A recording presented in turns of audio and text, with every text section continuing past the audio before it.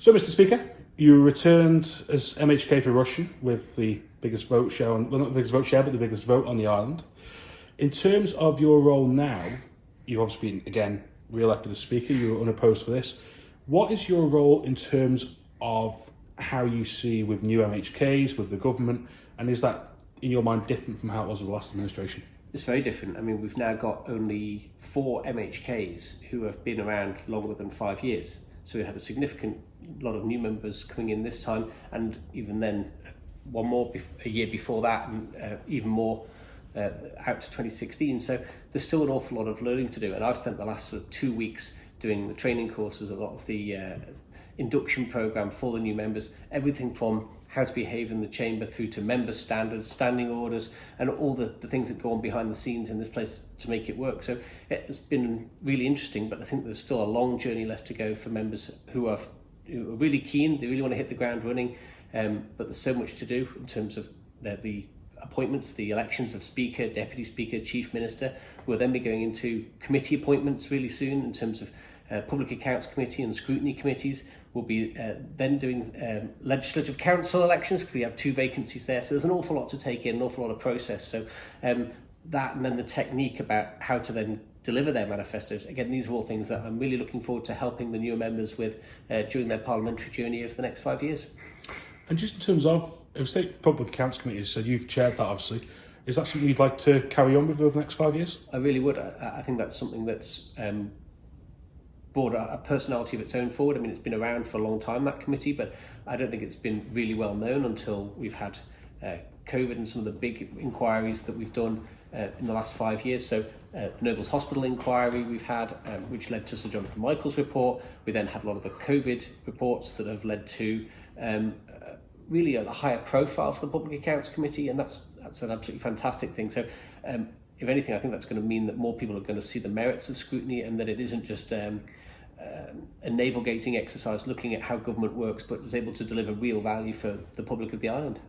And in terms of that, you're bringing forward the annual report for PSC, which is calling for public inquiry into everything that happened during the COVID period from the government side of view, going back to when the first cases were found in China up until the end of the Quayle administration. Why is it that the committee felt that was a necessary step?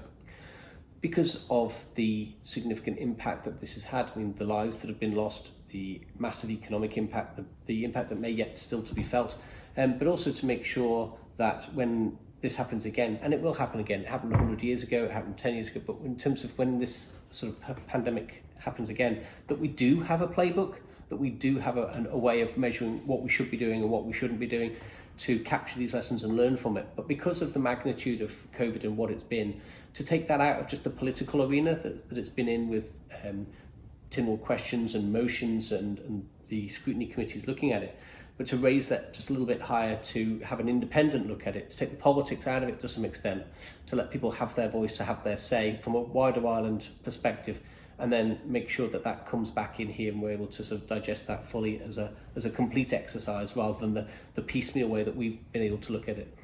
And your now retired colleague on PSU's course, Chris Robertshaw, and he suggested, he said a couple of times, he thinks that should be done via a judicial inquiry using an off-island legal professional. Is that something that you'd agree with, or do you think that we could be done on Ireland using a Deemster here, for example? I don't know necessarily if the legal expertise is absolutely essential. I think that's often the way that big inquiries are done. I wouldn't necessarily say it had to be done at judicial level, but certainly someone with some real experience of running public inquiries would be really useful. That's not easily found on the island. However, the individual is perhaps less important than the process, and the fact that we're going to have one at all, I think is just so important. And just sort of looking forward, now I mentioned this before we start, and it's something which a couple of MHK said to me before you were re-elected as Speaker, is that they felt that perhaps you could have taken on a different role over these 5 years, that you could have looked of saying, I don't want to be Speaker, I want to go back into government. Was that something that ever crossed your mind, or was it you wanted to go back into the Speaker's role? I'll say it didn't cross my mind too much. I mean, I don't think that Chief Minister role was for me, and I've always said that if people wanted me to serve in that role, I would have done it. I didn't have a queue of people hammering down my door, and that's absolutely fine. I do love the job that I'm in, and I'm happy to do it. I do love that trading element, and providing that leadership role across the whole of Tynwald, the whole of the House of Keys, rather than just within a government role. I did enjoy my time as a government minister. However, it can also be quite frustrating to be stuck in that sort of silo, and that's a very different kettle of fish. So I must admit, I'm far happier here and being able to pick up things and look at the broad range of what government does and joining the dots and using my experience to help those newer members, rather than just sort of sitting in a department doing a specific job with a narrow set of outcomes. And so this does suit me far more to have that wider range. And you've also got a new deputy this time around. You've got Mrs. Kane from Garth. In terms of that, because this was another role which was sort of filled by Chris Robertshaw in the last 5 years.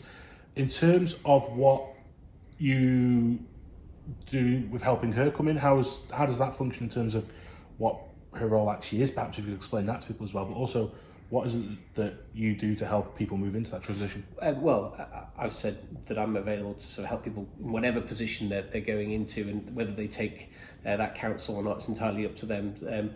I suppose having been around for a little while, I've sort of seen how it can be done well and how it can be done in all sorts of different ways.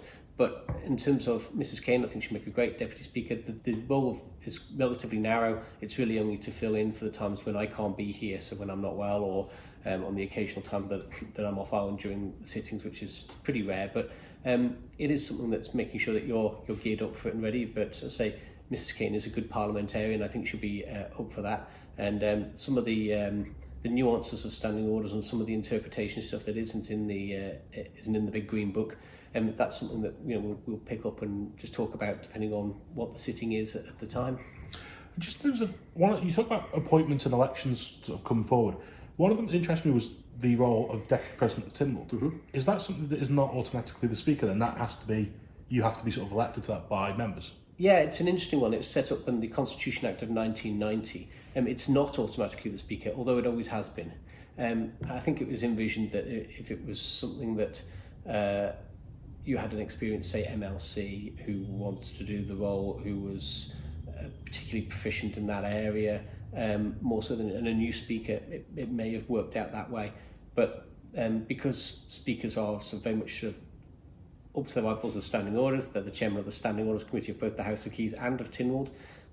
It does seem a natural follow-on, but the legislation does require a separate election for it. It's not automatically role of the Speaker. But again, I've enjoyed when I've been able to sit in the chair behind in Tynwald and run things from there. So it's an interesting part of the job.